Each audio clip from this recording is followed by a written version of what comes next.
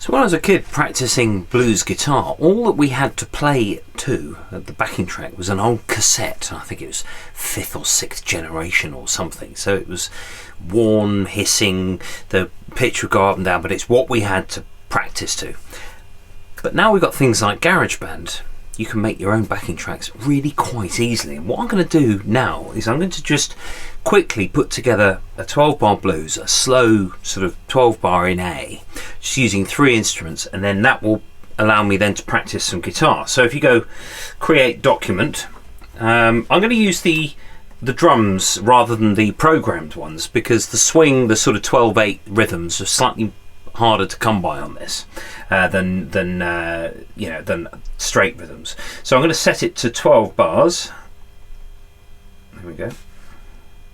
Now, just to save time, I'm going to also just record a 4-bar loop and then essentially repeat that, because you'd usually have a fill every sort of 4 bars anyway. So let's try tempo 64, maybe something like that. So here we go then.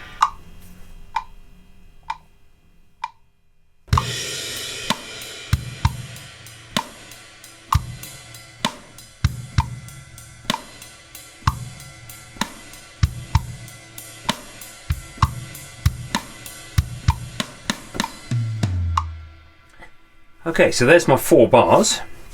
I'll just go back into my page there, and there's my 4-bar loop that you can see there. I'm going to go into settings and just quantize that, and I'm going to put it into quaver triplets, 1/8 triplet. That basically will align my drums, and then I can loop that, and then there's my 12 bars. So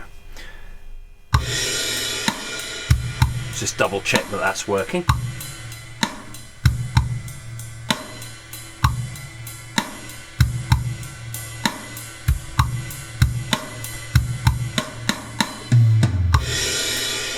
Okay, that'll do me. So now I'm going to add a bass track. Now I'm going to make the bass part really simple, no sort of wandering about, twizzling about stuff, because what you want to do, especially when you're playing a solo, is you want to have the space to play rather than sort of competing with something else.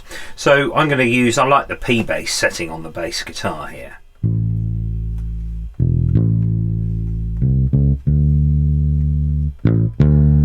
So something like that.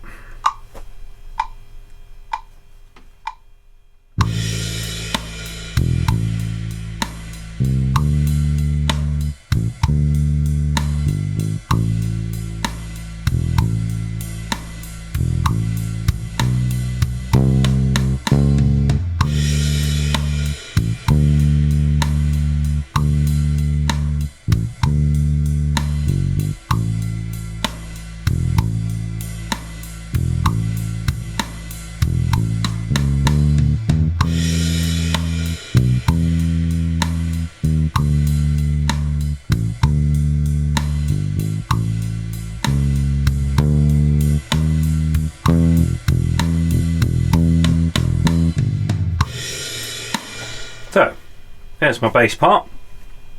Just make sure that's all quantized up as well. I'm just going to put that into 16ths. Quantization triplet 8ths. There we go.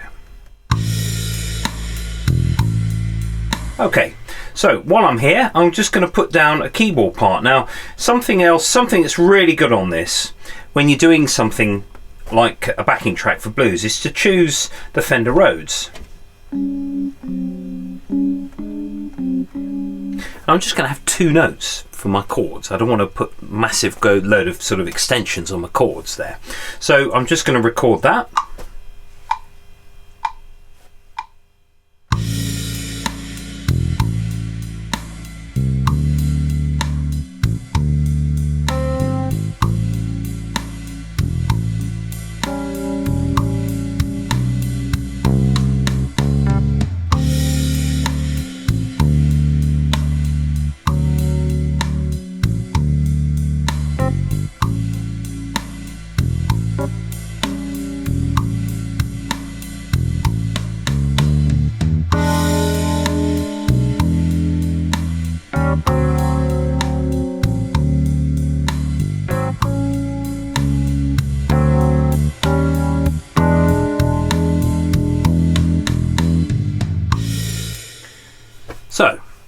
one or two sort of issues with some volumes there. Now you can adjust all those. So what I'm going to do is I'm just going to play back that part and just see if there are any notes that are a bit too loud or a bit too soft.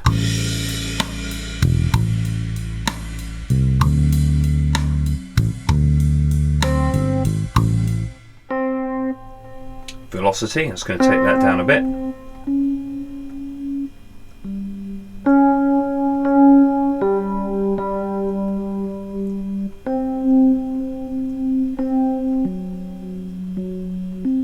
Just go through them all. So that means that all my chords will be basically have sort of a uniform level. You could put the whole Rhodes track through a compressor perhaps, but you get that change of timbre as well, which is a little bit false.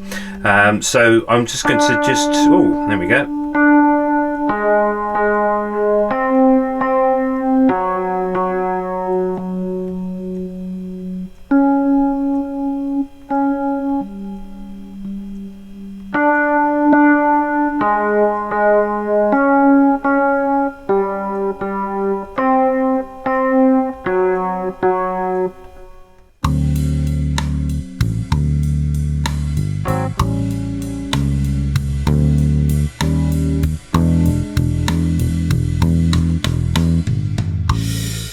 There we go. And of course, because the track in GarageBand will automatically loop, there's your backing track, 12 bars, and it goes around as many times as you like. The tape won't run out, and you can just keep that sitting there all day if you want. Now, improvising, when you're playing over something like this, you don't want to fill the thing up with notes. You don't want to just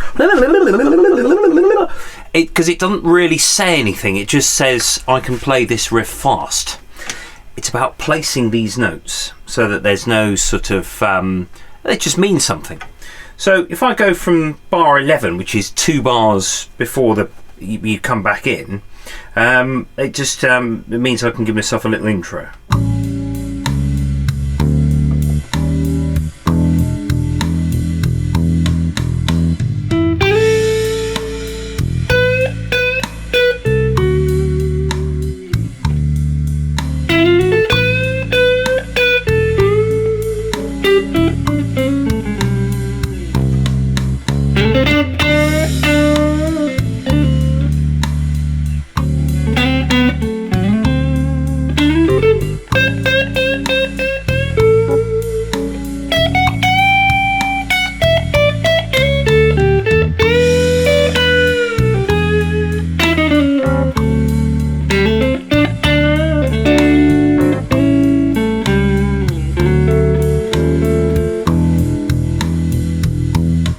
So there were a few little fluffy moments there, but basically just keep it really simple.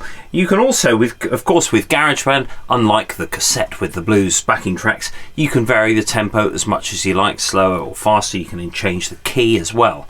So no more searching for a blues in a particular key, you just transpose all those parts up. So for example, I'll just edit that, select all,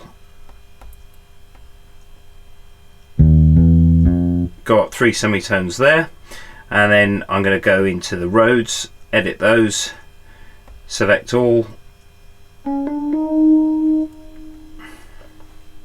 You could do this if you change the key in the menu. You can also do that in a way the instruments follow.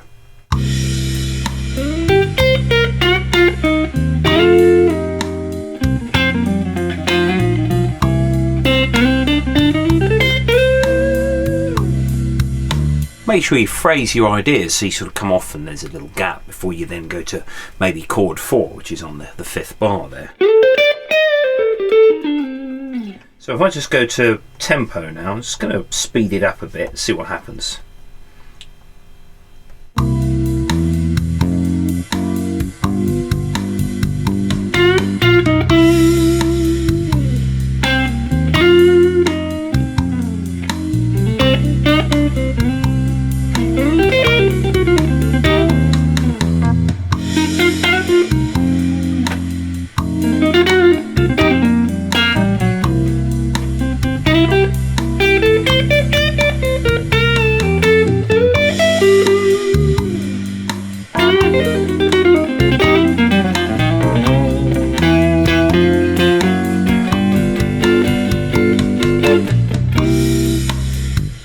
also practice playing your chords, so that if you're in a blues band or you're in a band where somebody else is taking a solo, lots of solo players forget to sort of basically practicing their comping.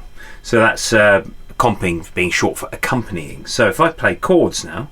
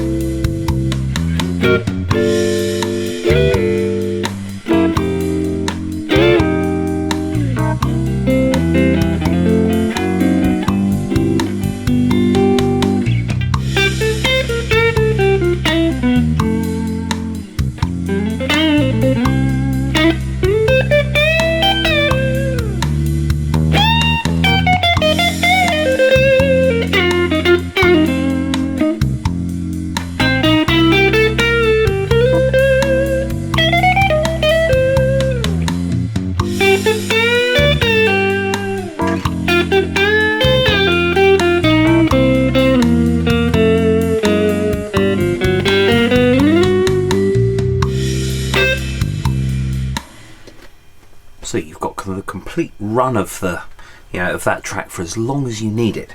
So with GarageBand, you can see how easy it is just to tap in a few things. It doesn't really matter if the rhythm is a bit off, you can just quantize it and shift stuff about. It's so easy to edit these things. And then of course you can, if you wanted to, you could make it sort of 144 bars and then have the 12 bars looping 12 times and then export it to iTunes. So if you want it on an iPod, you can. But why put it on an iPod when you can just have it on this with a docking station?